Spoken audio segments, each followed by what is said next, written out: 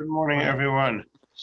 Today is Teves, the celebration of the books, and sorry, and Sarah's birthday. Sarah's birthday, Reuven Ben Avraham Alevi's anniversary. That's together with his wife. The extra words are it's doing a flip on your camera. Sorry? Yeah, no, I think it could be that afterwards it switches it around. Last year we did actually a two-part on the mitzvah of writing a Sefer Torah and how that translates into the mitzvah to buy books and into the Rebbe's campaign to fill your house with books. And that's posted on my podcast, and I uploaded it. I just posted the link on the WhatsApp, so be sure to review that. That's very timely. Okay, the topic for today, which will probably be the topic for at least for two, probably three parts, we'll see how it goes, is the mitzvah of rebuking. What? So let's close up this chat. Let's get rebuking. Yeah, let's get to rebuking, exactly. Is there a kosher way to rebuke? So let's start from the beginning. Let's see the texts and take it from there. So of course we need to start from the Chumash. This is in Parshas Kodeshim. And if you go to chapter 19, Vayikra, Leviticus chapter 19, verse 17. You should not hate your brother in your heart. You shall surely rebuke your fellow. Notice is a double expression, which we translate as you shall surely rebuke, but literally translated would mean rebuke, you shall rebuke your fellow. Do not bear sin on him. And we'll see soon what that means. And then verse 18 says, don't take revenge or bear a grudge from members of your people. And very famously, love your fellow as yourself. So what do these various segments of these psukim mean? Let's look at the Rambam, who offers two entirely different approaches to what they actually mean. And as we'll see, that both approaches of the Rambam find expression in halacha. So, okay, whoops.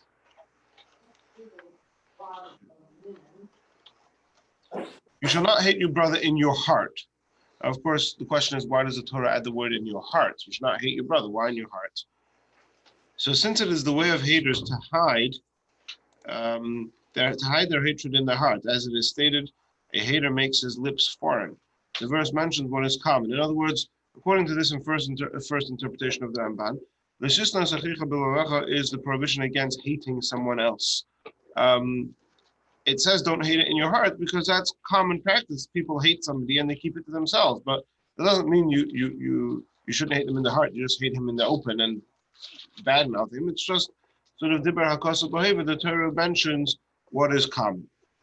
Okay, and then it's stated, you shall surely rebuke your kinsman as a separate commandment to teach him ethical reproofs, and you shall not carry sin for him. Is that there will be guilt upon you if he sins and you do not reprove him.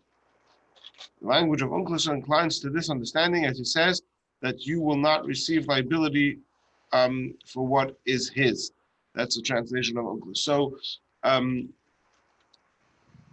according to what we've said so far, the translation of Pasuk 17 goes like this: don't hate your fellow in your heart, or in any other way. We just say don't hate him in your heart because that's common way of hating, but any way of hating is forbidden.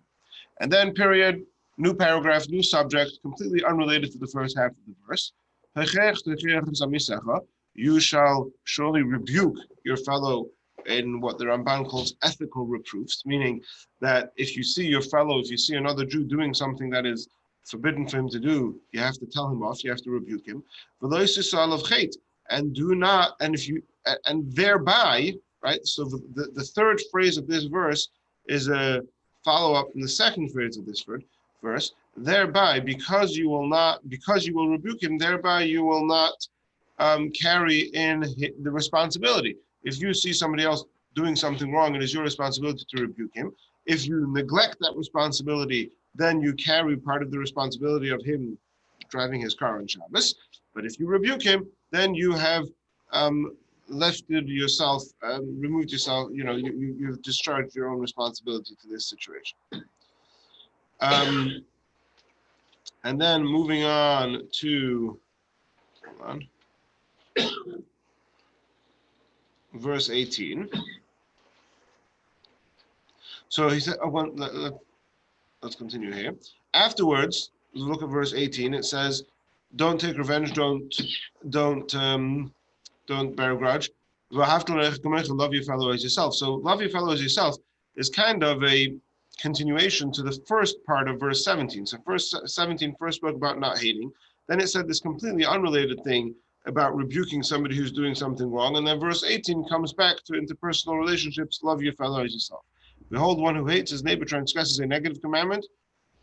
And afterwards, verse 18 is commanded that you love him, and therefore, one who hates his neighbor transgresses a negative commandment, and one who loves him fulfills a positive commandment. Okay, until here, that's option 1 of the Ramban in the commentary on this verse. However, what is correct in my eyes, an additional alternative interpretation which Rambam prefers, is that you shall surely rebuke a kinsman as like an Avram rebuked Avimelech. So there's that word in Rashi in Parshas Lech Lecha, when or Vayera, in Parshas Vayera, it's actually the reading of the first day of Rosh Hashanah, when Avraham argues with Avimelech about the wells, people who dug the wells.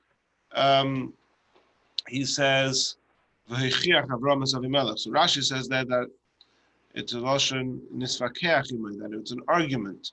But the Ramban connects it to the same word of hocheach techiach, that you shall reprove. And he says that what that pasuk means is you shall not hate your brother in your heart in his doing to you that which is not like your will, but rather rebuke him by saying, "Why did you do this to me?" Hence the meaning of "and you shall not carry the sin for him" is to cover up your hatred for him in your heart and not to tell him. As in your rebuking him, he will make amends with you or repent and admit his sin, and he will be atoned for him. And afterwards it warns you not to take revenge from him and not to bear a grudge, as it is likely that he will not hate him, but he will remember the sin in his heart, and therefore he warns him that he erased the crime and sin of his brothers from his heart, and as was commanded, then you should love your neighbor as yourself. Okay? So according to the second interpretation of the Ramban, the psukim flow much more. These two psukim, verse 17 or 18, are one long continuous flow. I'm just going to mute others. Is that somebody trying to ask a question, or is that just some background noise? Let's mute people. So, according to the second interpretation, this word bilvavecha in your heart is specific. If somebody has upset you, if somebody has offended you, if somebody has done something to offend you, don't keep it in your heart. Rather, and then the pasuk continues, you shall rebuke him, have it out with him, say, "Why did you do this to me? I feel offended, I feel hurt." And thereby, he will not have an avera, because when somebody says, "Oh, you were offended, I'm sorry, I didn't realize," and he will apologize and make amends. And what if he has no intentions of making amends? Okay, that's really the subject of the next. Okay, 1 second. Verse 18, don't take revenge or bear grudge from your fellow, and you should love him. So after you've had this exchange where you've expressed your hurt, and then make amends. Don't take revenge. Don't bear a grudge, and you should love him. So according to the second interpretation, there's obviously no mention here about rebuking somebody who you see do something wrong, but the whole verse 17, 18 is one neat package. It makes sense. Each phrase is, first of all, the word bilvavecha in your heart is specific. It's not just, it's very exact. And also the whole flow of psukim flows better. The question that you're asking, Levi, is really in the details of Lesikim and Lesita. Under what circumstances are we actually forbidden to bear a grudge and take revenge? And when, which is not the topic for today. I think we have discussed it in the past. We could review it again. But that's a good question, but not today's topic. Okay, so those are the two interpretations of this pasuk. Now let's see how. Let's start off by looking in the Rambam. We'll start off first in looking in the Rambam in the Sefer HaMitzvahs, and then in the Mishnah Torah. The 205th positive mitzvah is that we are commanded to admonish a person who's performing a transgression or who is preparing to do so. So if you see somebody about to do an Avera, you have to stop him. Don't turn on the light. It's Shabbos.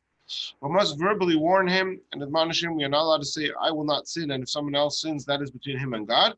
The attitude is contrary to Torah. So don't say, what's in my business? I have to take care of my responsibility to God. Somebody else wants to turn on the light on Shabbos or make a coffee or whatever, whatever is been to do. It's his business. Says the Rambam, this attitude is contrary to Torah. Rather, we are commanded not to transgress, nor to allow another Jew to transgress. If a person is preparing to transgress, each individual is commanded to admonish him and to prevent him from transgressing, even if there has not been testimony which would be sufficient for him to be punished, right? So, okay, that's I think. The source of this commandment is you must admonish your neighbor. So the Rambam so far has said the first interpretation of the Ramban on the pasuk. Also included is this commandment that we should complain to a person who has done wrong to us. We should not bear a grudge and consider him to be a sinner. Rather, we are commanded to verbally complain to him in order that nothing should remain in our heart. Okay. Now, the Rambam goes back to the first interpretation. The first interpretation is that you have to rebuke him if you see him doing something wrong. In the words of the Sifra, what is the source of the law that even if you admonish someone 4 or 5 times, you should continue to admonish him? From the double expression of Hocheach to Chiach, one might think that one should admonish him to the point that his facial features change and therefore do not bear sin because of him. So here, the Rambam is adding a third level of interpretation of Eliyahu Alav Chet. So far, we've had 2 interpretations in the Ramban of Eliyahu Alav Chet. According to the first interpretation, where Hocheach meant to rebuke him, Eliyahu Alav Chet meant to say that in your rebuking, you thereby remove the responsibility from your own shoulders for his Avera. According to the second interpretation, that Hocheach means you should not keep it in your heart, but say, why have you upset me? Then Eliyahu Alav Chet means thereby, the way the Ramban put it, he said, thereby you are saving him from being a sinner because he doesn't know that he's upset you. The Rambam actually, if you noticed, if you paid attention, the Rambam said it a little bit different. He said, where was it?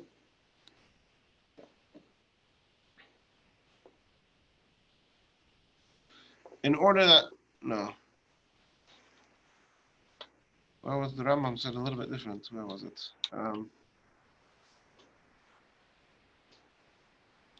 Hey, we should not bear a grudge and consider him to be a sinner. Don't consider him to be a sinner. Either way, now the Rambam is adding, based on the Sifra, a third interpretation. Even though I'm telling you that you see him doing something wrong, you see him getting into his car on Shabbos, you have to rebuke him, and not just you have to rebuke him once, you have to rebuke him 4 or 5 times. And as we'll see later, the Gemara above Mitzvah says even 100 times. You have to keep on saying again and again, don't drive on Shabbos, don't drive on Shabbos. You have to go to Kikar Shabbos in Jerusalem and throw stones at the people driving their cars. Maybe, I don't know, that's what we're going to find out in the next few classes. But then, don't bear a sin, says the Rambam. What does that mean? Don't embarrass him. Don't say it in a way that's going to cause his face to change colors. Don't embarrass him. You have to rebuke him. You have to set him on the right track and make sure, admonish him and tell him that what he's doing is wrong. But at the same time, we have to respect his dignity. Our sages explain that this commandment is incumbent upon every individual, even a person on the low level to someone on a higher level. That's based on the Gemara of Mitzvah, I think. Compare with Untitled Chapter 32. Okay, we're going to get to that. Even if one is cursed or insulted, you should not desist, nor stop admonishing unless he is struck physically. As explained by our sages from the RLO, we're going to see that Gemara exactly what the being struck physically refers to. One must command him until he receives physical blows. This mitzvah has conditions and laws as explained in various places in the Talmud. Okay, so from the Rambam here, it would seem that there's really almost no. It sounds almost impossible of a balance here, because on the one hand, you really have to keep on going at him even until he actually hits you. but at the same time, you have to make sure not to embarrass him. Let's look at the Rambam in Mishnah. How can you have both? Sorry? You say you have to keep going at him until he hits you.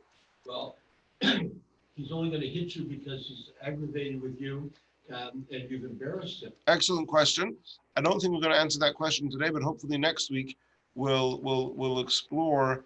We'll touch upon it today, but hopefully next week we'll explore with greater clarity the 2 or 3 opinions how to resolve that conflict. But that absolutely, that seems to be a big problem, a big challenge in understanding the ramifications of this mitzvah is how are we to synthesize these? How can we make sense of both of these parts? On the one hand, you have to go at him until he strikes you, and on the other hand, don't embarrass him.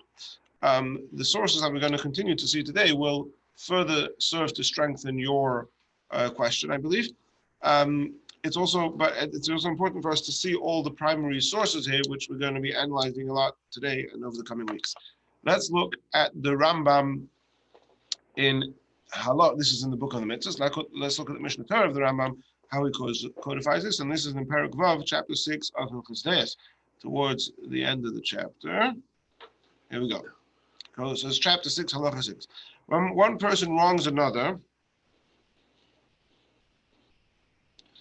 the latter should not remain silent and despise him, as Shmuel base 13:22 states concerning the wicked, that Avshalom did not speak to Amnon neither good nor bad, for Avshalom hated Amnon.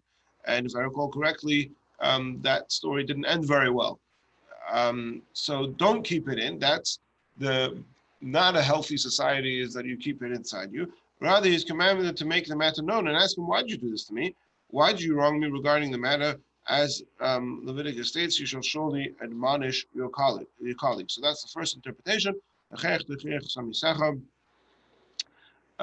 You should surely admonish him. The Gemara actually tells a story, not in this context, about there was this. It's known as the sugya of Oni Hamhabech B'Charora, that there was one Amora who wanted to buy a certain field, and somebody else sort of jumped ahead of him behind his back, and bought it. And I forget the names of the 2 Amiroim involved, but he was very insulting. He was very upset. Like he was working here. He was under contract and he was waiting to get his mortgage approved. And this guy goes and pays cash and gets ahead of him in the line.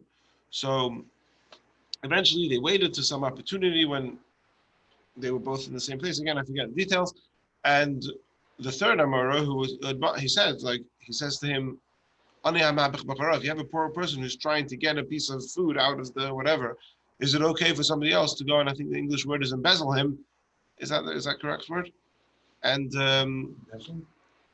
there's a word for it in English where you sort of skip the line and somebody's trying to get a deal and you outsmart him and get it before him. Whatever the word is. Anyway, so he says, no, for sure that's not allowed. So then the Amora says back to him, well, why did you do that to, I think Rav Gidl perhaps was the one who wanted to buy the house. So he says, oh, I didn't know he was trying to buy the house. And then the end of the story is that neither of them used the field because the one who actually bought it, did not want to sell it to Rav Gidl because he said it's the first piece of property that I bought, and there's something about not selling the first piece of property that I bought, so I would gift it to him. And Rav Gidl, on his part, didn't want to accept the gift. So that land remained desolate. It was known as the land of the rabbis, right? So anyway, the story just came to mind, and like this is the typical thing. Like, why'd you hurt me? More often than not, if you word it correctly, and then you may find out that actually that the person who offended you has a completely different perspective. He may not even be aware that he's offended you, and with mutual respect and understanding, it's often easier than you may anticipate to clear the air. Or you can call physical blows. I once heard a good mashal for this. He says that if you come into somebody's house and say, Bob, you have dust on your jacket, right? Are you going to be offended that I'm telling you that you have dust on your jacket? I'm just like, you have dust in your jacket, like clean yourself off. So if you have that attitude when you say to somebody that you're being nasty to me or that you're turning on the light and you're not allowed to do that at Shabbos, if your attitude is the same as you have dust on your jacket, then that's how that will be perceived by the person receiving it. And a lot of what we're going to be talking about is about the attitude. Let's continue the Rambam. If afterwards a person who committed the wrong asks his colleague to forgive him, he must do so. A person should not be cruel when forgiving, as implied by Genesis. And this feeds into your question of what are the ramifications of the prohibition to take revenge and to bear a grudge versus the obligation to forgive. And again, not the topic for today. Oh, commentary on Halacha 6. Well, I don't know about this stuff. Okay.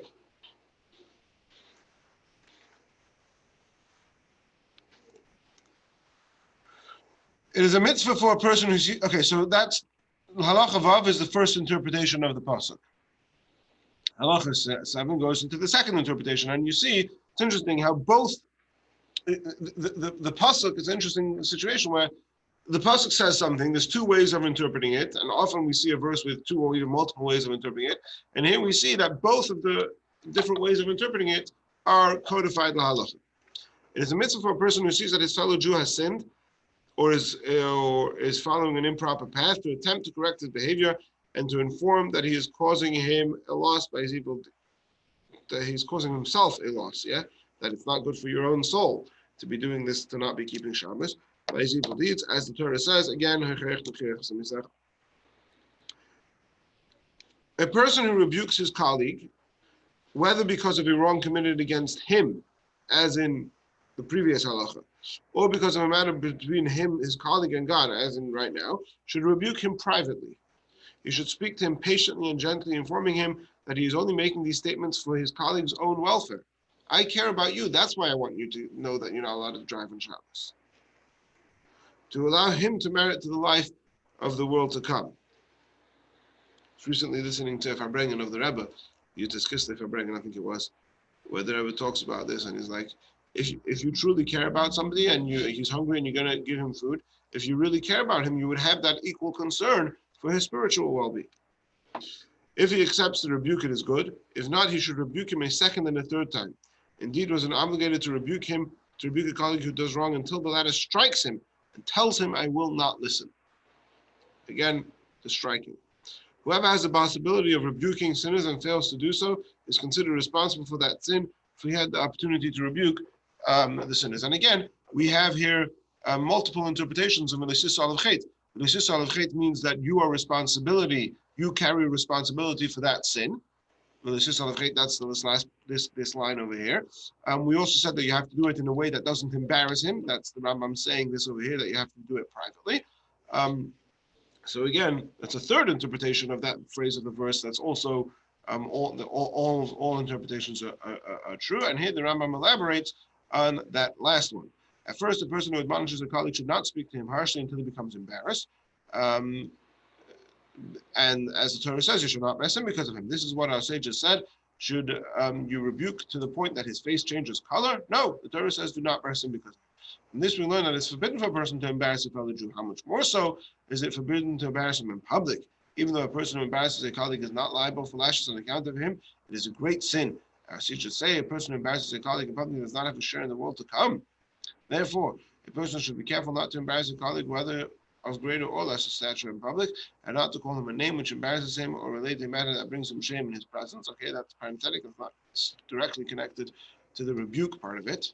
Now, when does the above apply? In regards to matters between one man and another. However, in regards to spiritual matters, if a transgressor does not repent after being admonished in private, he may be put to shame in public, and his sins may be publicized. You go all out, advertising campaign, so-and-so is driving on Shabbos and he refuses to stop. He may be subject to abuse, scorn, and curses until he repents, as was the practice of all the prophets of Israel, right? The prophets of Israel, if the Jews were doing bad, then they rebuked them in public. And of course, you're allowed to, you may be subject to abuse. Does the Rambam say, the Gemara seems to say that you even may hit somebody. You may even use physical force, although the Marshal points out, it's the Marshal in Bava Kama 28a, he points out that obviously we can't say that anybody could use physical force. Only somebody who's extremely righteous and pious would be allowed to use physical force, because otherwise everybody would just go around hitting everybody and claiming that they're doing it for the best purposes, etc. Okay, now the Rambam goes back, just an interesting add-on to the original, which means, in the Rambam's words, not to bear the grudge inside, but to say, why do you hate me? Says the Rambam, however, it's pious behavior if a person who was wronged by a colleague would rather not admonish him or mention the matter at all, because the person who wronged him was very boorish, or because he was mentally disturbed, either to forgive him totally without bearing any feeling of hate or admonishing him. Torah is concerned only with those who carry feelings of hate. Says the Rambam, when I told you that if somebody wronged you, you have to address him and say, hey, why'd you do this to me? That's only if the alternative is to keep it in your heart and you're going to bear the grudge. But if the alternative is that you completely forgive him and let go of it, and move on, then that's certainly better, and there's no actual mitzvah to admonish him. Okay, I'll show you an interesting Hayom Yom. And Hayom Yom for the 26th of Iyar, this is from a letter of the Frierdiker Rebbe, and over here the Frierdiker Rebbe suggests Chassidische Teich, a little bit of a different translation of the very same verse. It says, the command to you shall rebuke is preceded by the words you shall not hate your brother, for this is a precondition for the rebuke. The Torah continues, and shall not ascribe sin to him, for if the rebuke was ineffectual, you are certainly the one responsible, for yours were not words coming from the heart. What does this mean? The way the Frierdiker Rebbe is translating the pasuk here is very interesting. So far, we've said those last words of the pasuk, you shall not bear sin on his account. So far, we've had three interpretations for this phrase. Number one was, or even four. We've had so far four interpretations. Now it's going to be a fifth one. The Ramban's interpretation was that if you don't admonish him, you bear responsibility for his avera. And another interpretation we saw in the Rambam was that even when you admonish him, you have to make sure to do it in a respectful and not in an embarrassing way. Then we spoke about what it means when when it's talking about a personal grievance, and not to keep it in your heart, but to express it to him. And again, the way the Ramban worded it was, express it to him so that he can repent and not be a sinner. And the way the Rambam expressed it was, express it to him, don't consider him to be a bad person, express it to him so he could clear up the air. And here the Frierdiker Rebbe is saying a fifth meaning, which is, before you rebuke him, you have to make sure you don't hate him, right? And remember, the Ramban pointed out that according to interpretation of the pasuk, that it's talking about rebuking for somebody doing an avera, then the two halves of the pasuk have nothing to do with each other. The first half of the pasuk is don't hate him. The second part of the pasuk is rebuke him if you see him switching on the light on Shabbos, right? But the Frierdiker Rebbe is making the point that they are connected, because before you rebuke him for turning on the light for Shabbos, you have to make sure that you don't hate him, that you're just telling him you have dust on your jacket. But if you're all, hey, how dare you, and you get all self-righteous and whatever it is, then there's a personal vendetta in your rebuking him. Then you can't rebuke him, and you know what will happen? You are the guilty one. But this is all of hate.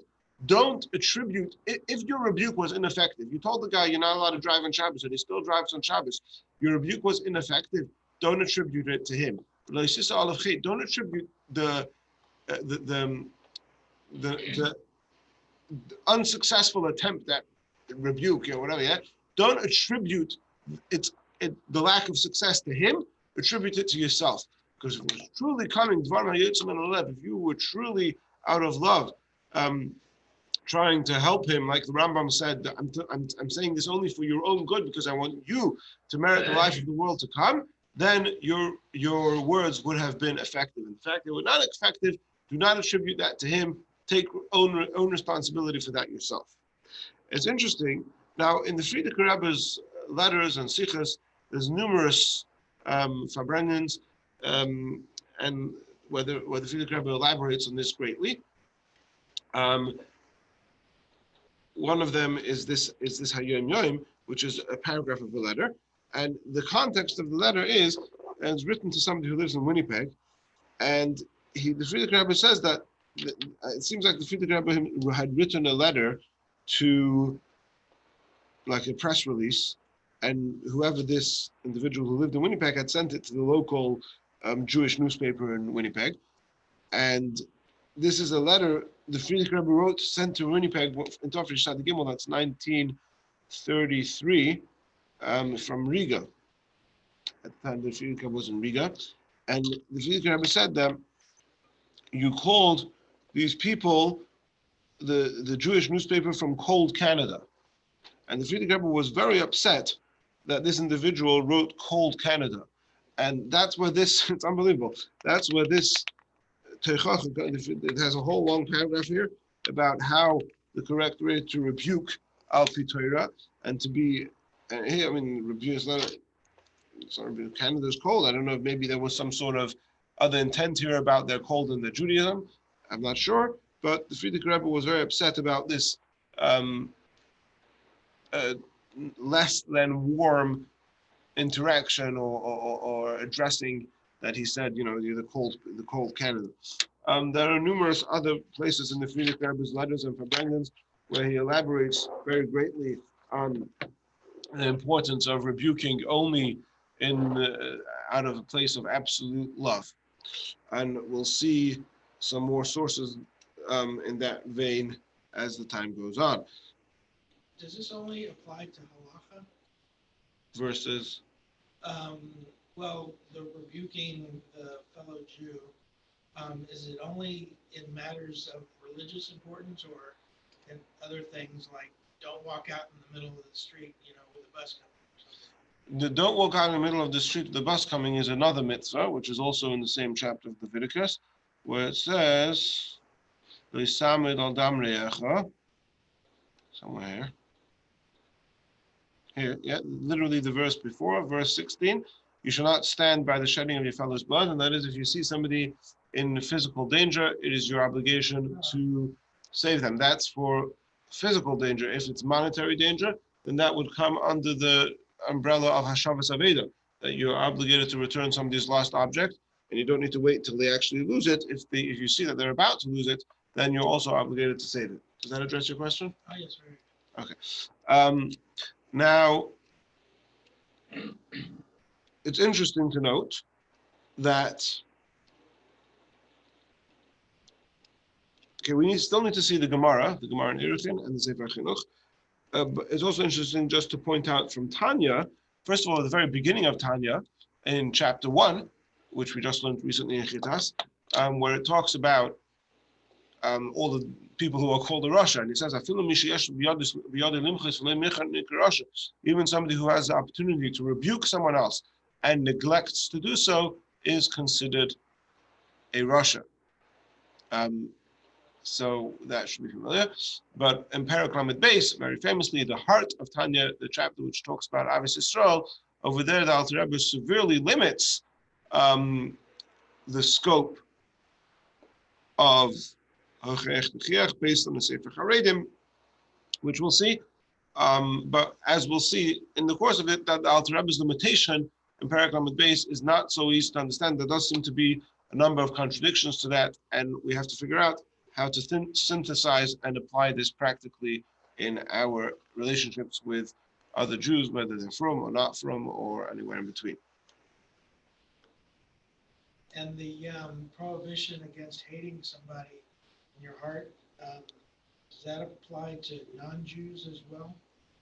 These prohibitions, these psukim all talk about your fellow, which means your fellow, your neighbor. That's all talking about Jews. Okay. Right. Again, as explained in Perek Lamed Beis of Tanya, about how all Jews, all the neshamas are like siblings.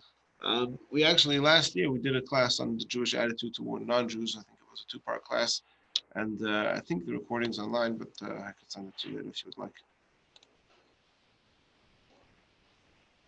Okay, now here, Tana Rabbanon. Okay, we'll skip these few lines. There's various different ways of understanding these lines. Like I said before, from the Yam Shel Shlomo, the way Rashi understands this, it would seem that these lines of the Gemara are even giving you permission to hit somebody, to be violent, to stop them from doing an Avera, which indeed it was.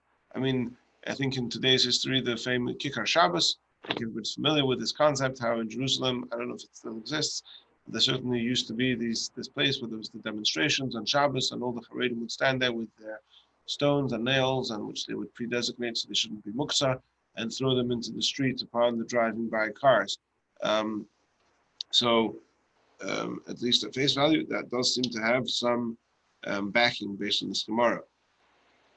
Okay, but it's important to see the Gemara inside because there are some important quotes here which are important to understand and which we're going to be focusing on discussion on. Okay, so this we've seen already in the Rambam. Don't embarrass him. Oh, this is an important line. How do you get rid of? Let's get rid of this. There we go. Tanya, Amar Reb Tarfon. It is taught in the Brayso. Reb Tarfon says, "I would be surprised if there's anyone in this generation who can receive rebuke." And the way Rashi actually interprets this is actually on the flip side. I'd be surprised if there's anyone in this generation who can give rebuke. Why? Because if the one rebuking him says to him, "Remove the splinter from between your eyes," i.e., rid yourself of a minor infraction, the other one says to him, "Remove the beam from between your eyes," and you committed severe sins. The way Rashi explains that Gemara, what that means is, in order for you to be able to successfully rebuke somebody else, you coming and saying, you have dust on your jacket, right? You can't say that if you're full of dust from head to toe. So, in the words of the Gemara, don't tell me to remove a splinter if you have a beam. So, the way the Gemara words it over here is that nobody could receive rebuke, and it seems like Rabbi Tarfon is admonishing, nobody's susceptible to rebuke because everybody always thinks that somebody else has a bigger problem than them. The way Rashi explains this Gemara, it's actually turns it around and it's sort of saying, don't give rebuke because you're not clean enough yourself. Rabbi Elazar ben Azariah says, "I would be surprised if there's anyone in this generation who knows how to rebuke correctly without embarrassing the person he is rebuking." So that's another problem.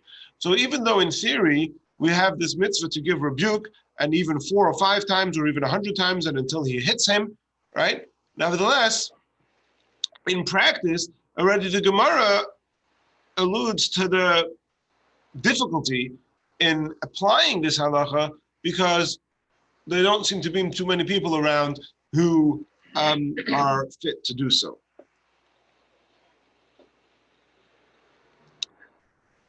Now, what happens when you do rebuke appropriately? So here we have a story where Rabbi Yochanan ben Nuri says, "I called to the heavens and earth as witnesses before me that Akiva was lashed. I punished many times on my account, as I would complain before him in front of Reb Shimon ben Gamliel the Great. And all the more so, I thereby increased his love for me." Incident serves to affirm that which is stated in Mishlei, "Do not rebuke a scorner lest he hate you. Rebuke a wise man and he will love you." The wise man wants to improve himself and loves the one who assists him in that task. So Rabbi Yochanan ben Nuri, his way of rebuking Rabbi Akiva, whatever the exact, with Reb Shimon ben Gamliel, it caused Rabbi Akiva and Rabbi Yochanan ben Nuri's relationship to be enhanced, because the more I make sure you don't have dust on your jacket because I care for you so much, the more you're going to love me. Okay, now here, let's go back to the part of the striking. Let's see that from the source itself. Ad heichon techacha. The Gemara asks, until where does the obligation of rebuke extend? Rav says if his rebuke is met by hitting, i.e. until the person being rebuked hits the person rebuking him. And Shmuel says until his rebuke is met by cursing, i.e. he curses the one rebuking him. Rabbi Yochanan says until his rebuke is met by reprimand. The Gemara points out that this dispute like a dispute after time. So there's 3 opinions as to how far you have to take the rebuke. The opinion that we saw in the Rambam was until he strikes you. That's the most extreme opinion. The other 2 opinions are that you don't need to wait till he strikes you. As soon as he starts cursing you, that's good enough to say, okay, I've done enough rebuking. The guy's cursing me, I can leave. And the third, most lenient opinion is that that if the guy you're rebuking reprimands you and says enough already, leave me alone, I'm not going to listen to you, then that's enough to disengage. And like we saw, the halacha, the Rambam paskin like the most strict view of these 3. And the Gemara then turns to the story of Shaul HaMelech, where he tried to hit his son. He threw the spear at him to kill him because he was rebuking him, and how they all sort of fit their opinion with this passage.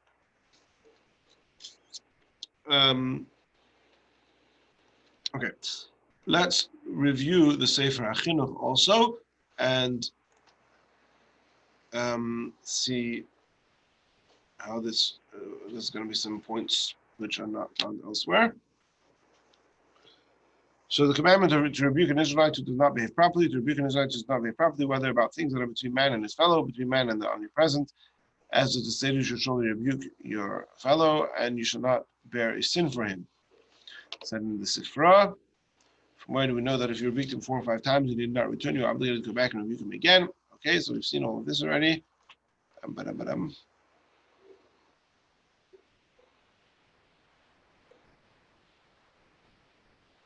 Oh, here's an important thing, and this feeds into your thing, Levi.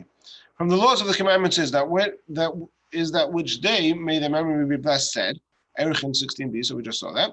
And the obligation of this commandment is until hitting, meaning to say that the one rebuking is obligated to multiply his rebukes upon the sinner until it is enough that the sinner is close to hitting the one rebuking. So here the Sefer HaChinuch, on the one hand, he passes like the most strict opinion that if the guy you're rebuking hits you, that's when you are finally exempt from your obligation to rebuke him. But he changes it a bit, not that he actually hits you until he's about to hit you. So you don't have to wait till he actually gives you a blow, as the simple reading of the Rambam would imply. The Chinuch modifies that a bit. So he's going with the most strict of those 3 opinions. Remember, we saw 3 opinions. You have to wait till he admonishes you, till he curses you, or till he hits you. The Chinuch is taking the most strict opinion, but he's modifying it that you don't have to wait till he actually strikes you until he is about to. Are your obligations any different if the action that this person is taking affects other people as well? Hold on. Nonetheless, the memory blessed also said that if one rebuking sees that there is no benefit at all found from the words of his rebuke, from the greatness of the evils, of the sinner's evil, or that he is deaf to it and extremely evil, the rebuke is afraid of him, that he not stand up against him and kill him, he is not obligated in his commandment with his men. And that is what they say. May the memory be blessed. In the same way it is a commandment to say something that will be heard, so too it is a commandment to be quiet in the place where things will not be heard. So this feeds into further amplify your question, Levi, that on the one hand, the Gemara says you have to admonish him until he strikes you, until he's about to strike you, until he curses you, until he reprimands you, as the various interpretations go. But at the same time, the Gemara elsewhere in Yevamos 65b says that just like it's a mitzvah to say something that's going to be heard, by the same token, is it a mitzvah to be quiet in a place where somebody is not going to listen to you? So how are we to make sense? How are we to synthesize between these 2 statements of the Gemara? That on one hand is your obligation to keep on rebuking him until the last straw on the camel's back. And on the other hand, if you know he's not going to listen to you, it's a mitzvah to be quiet. So how are we to make sense of these 2 statements? In Kashrus, we deal with... Let's just finish this piece. Since that would be a disgrace in the matter for the one who's rebuking and no benefit for the one who's rebuked, nonetheless, it is for every careful person to consider and to pay great attention to these matters and to think and to see that if there will be a benefit to the sinner with his words, such that he should rebuke him and trust in God may be blessed, as he will help fight him with his enemies. In other words, the Sefer HaChinuch is saying is, so yes, it's true that if you know he's not going to listen to you, it's a mitzvah to be quiet, but err on the side of caution and think if there's even the slightest chance that your words will be effective, then you have to go and do it, and Hashem will bless you and sort of protect you. Okay, bring some other psukim. What is the Sefer Chinuch basing that on? Basing what on? That there are exceptions to the rule of when you're supposed to rebuke somebody. From the Gemara in Yevamos. The Gemara in Yevamos that says, "Kashem shemitzvah lema davar sheseifer lishamas, kach mitzvah shaleilem davar she'en seifer lishamas." No, the Gemara in Yevamos. Yep. And even in Erechin, there's also such an implication in the Gemara.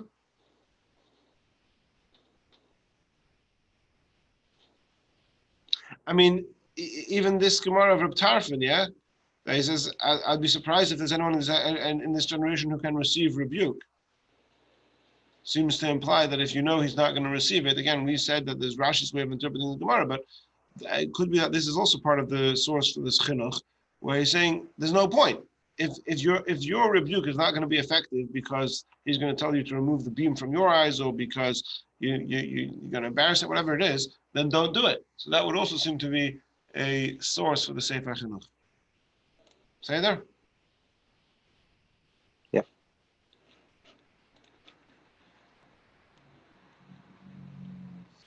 Okay.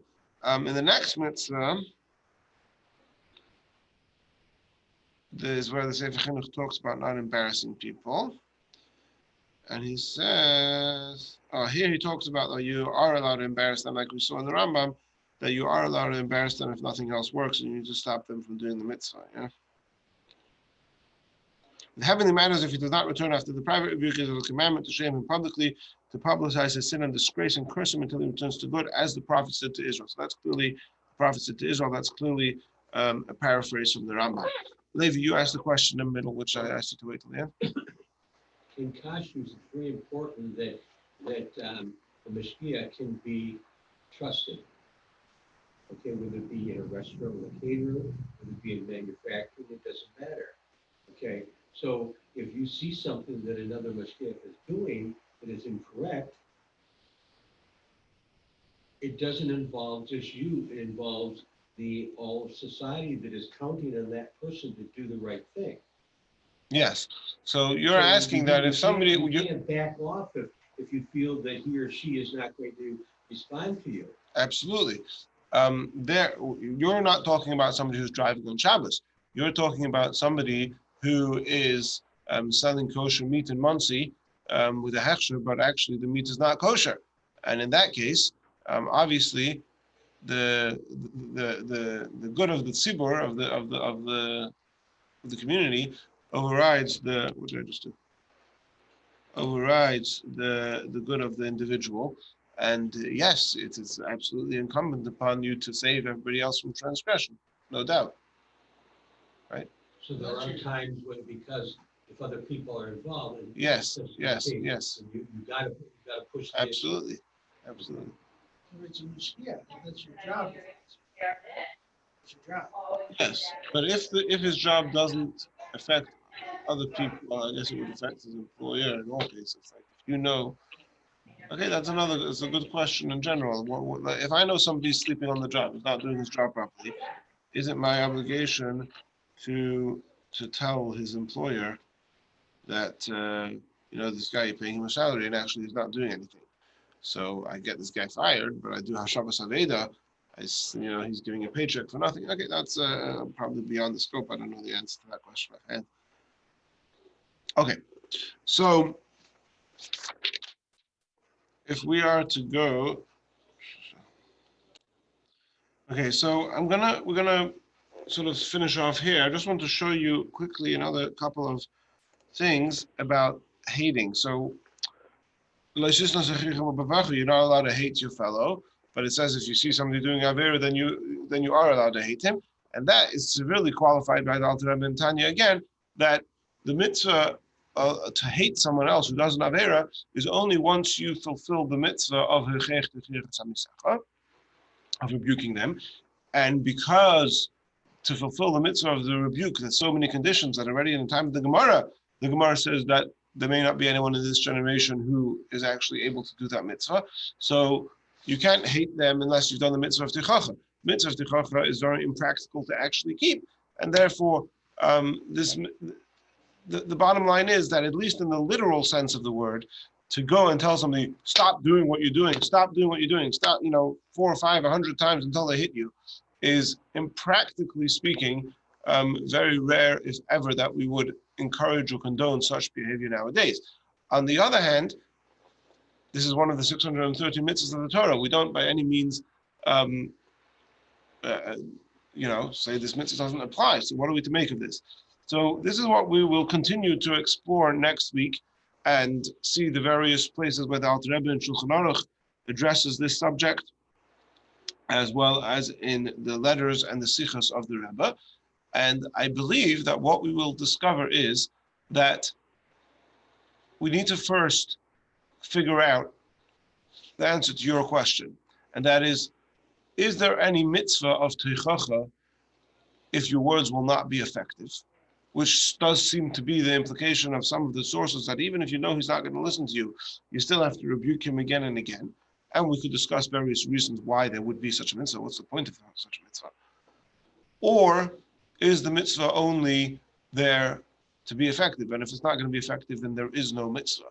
Or perhaps if rebuking him is not going to be effective, but what will be effective is something else, then that other thing takes the place of that mitzvah, which that leads in, of course, to the whole campaigns of the Rebbe of Mitzvahim and Shlichus, where it's like, you're not going to stop people from driving on Shabbos by throwing stones at their cars, but if you go on Shlichus and you makarav them and you do Mitzvahim and you put on tefillin with them and engage them in opportunities to do mitzvahs, then that perhaps is the modern day application of this mitzvah, and that's what I hope to together explore and discuss probably over the coming 2 weeks.